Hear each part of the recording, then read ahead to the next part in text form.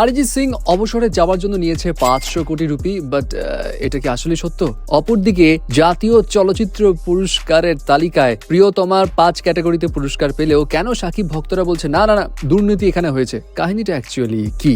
এছাড়া যৌবন ধরে রাখার তাগিদে জন আব্রাহাম নিজের সঙ্গে এটা কি করে ফেললো ভাই?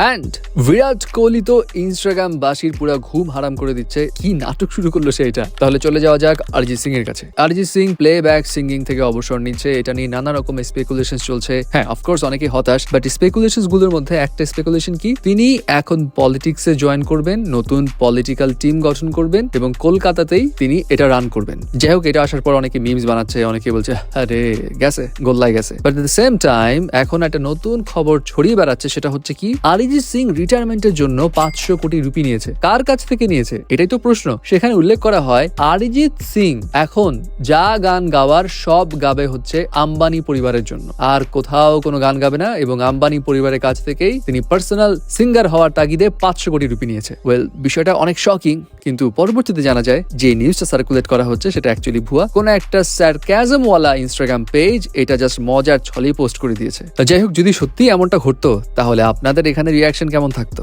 জাতীয় চলচ্চিত্র পুরস্কারের তো তালিকা ঘোষণা হয়েছে, সেই ঘোষণা হওয়ার পর থেকে সোশ্যাল মিডিয়ায় যেন তোলপাড়। সেখানে সেরা চলচ্চিত্র হিসেবে পাচ্ছে সাতাও মুভি, এবং প্রিয়তমা এই সিনেমাটা 5টা ক্যাটাগরিতে পুরস্কার পেলেও শাকিব খান এখানে সেরা অভিনেতা হিসেবে নাই, প্রিয়তমা সিনেমাটাও সেরা চলচ্চিত্র হিসেবে নাই। এইটা নিয়েই অনেকের আক্ষেপ। শাকিব ভক্তরা অনেকটা আক্ষেপে সুরে বলছে শাকিব খান বাদে যেন প্রিয়তমা সবাইকে পুরস্কার দেওয়া হচ্ছে। আবার প্রিয়তমা যে পুরস্কার পেল 5 ক্যাটাগরিতে, এখানেও আবার কাহিনী আছে। সেখানে ঈশ্বর গানের জন্য রিয়াদকে পুরস্কার দেওয়া হয়নি, বরং প্রিয়তমা গানের জন্য বালামকে দেওয়া হচ্ছে। সো এটা নিয়ে অনেকের আক্ষেপ যে কেন রিয়াদ পাচ্ছে না।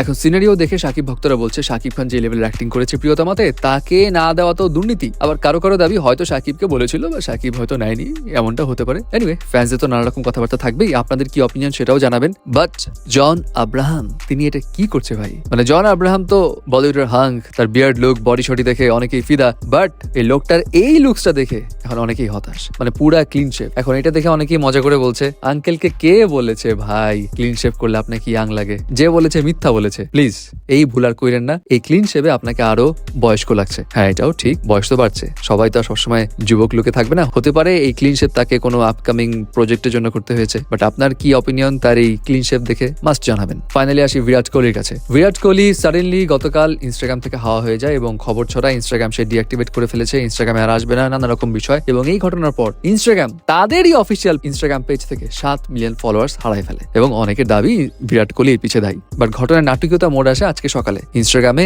আবার বিরাট কোহলির ইনস্টাগ্রাম পেজের অবতরণ হয়। তাহলে কেন চলে গিয়েছিল? Nobody nose. টেকনিক্যাল গ্লিচ হতে পারে, আবার কোনো মার্কেটিং স্টান্টও হতে পারে। হেই, এন্টারটেইনমেন্ট ওয়ার্ল্ডের চটপটে গসিপস এবং অথেন্টিক মুভি আপডেটস পেতে সাবস্ক্রাইব করুন ভাইব নিউজ।